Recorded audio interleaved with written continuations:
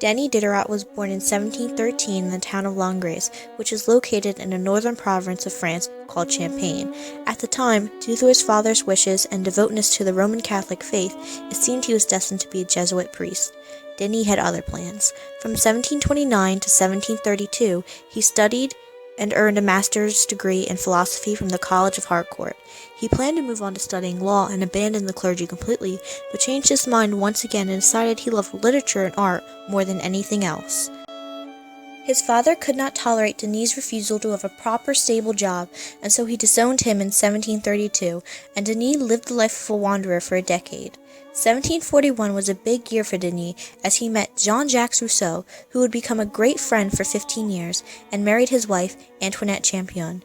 Antoinette was poor and uneducated, and traditionally not an acceptable marriage partner for Denis, but he loved her at the time.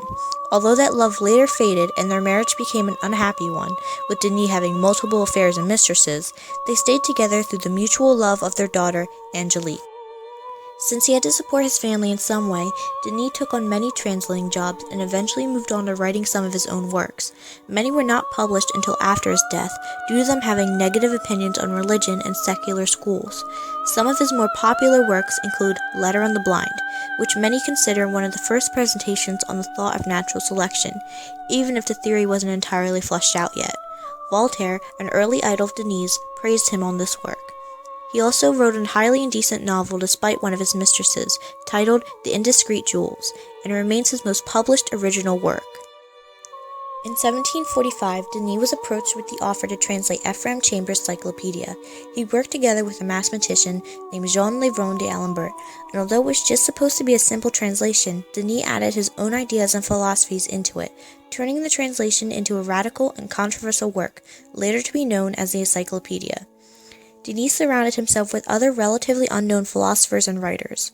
Together, their purpose was to create a work that challenged the ideals of the Church by using explanations based on science, and instead of God, placing faith in the progress of the human mind. Denis' work continued to be controversial even as he continued to write novels. A novel simply called The Nun was not published until after his death. The Nun is said to be based off of his sister, Denise, who died as a nun from overwork, and tells the story of a young woman forced to become a nun who then suffers abuse at the hands of the other nuns in the convent. The novel has been made into many movie versions, with the most recent being 2013. He also wrote two plays, The Illegitimate Son and The Father of Family, that discussed the role of the artist and expressed Denis' belief that theater should be more realistic and serious, imitating the real-life drama of the French bourgeois. During this time, the other novels Denis wrote explored the complexity of his philosophies in mind, although they too were not published until after his death. All volumes of the encyclopedia were finished in 1772, and at the same time Denis had managed to marry off his cherished daughter. He had spent great care in making sure she was educated, and she married a man named Albert de Vandul, a man who had great social standing back in Langres. But before the marriage could be finalized, Denis needed to provide a dowry, and since the encyclopedia was no longer bringing in any income, he decided his only option was to sell his library. Surprisingly, his savior was Catherine the Great, the then current Empress of Russia. She bought his library, but then told him to keep all the books in France until she needed them, and even appointed him the librarian, giving him a yearly salary. The following year he visited her personally in Russia, where he then stayed for 5 months. During this time, he debated with Catherine on how she ruled and suggested ways to make her government better. She responded by saying that while his ideas may work perfectly on paper, her canvas was human beings, and that they are much more difficult to work with than flexible paper. Their conversations would get so heated that at times Denis would slap her leg, leaving bruises.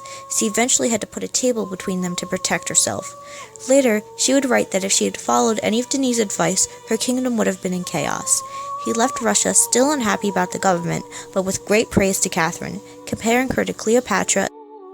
When planning his return to France, he asked Catherine to repay him for his traveling expenses.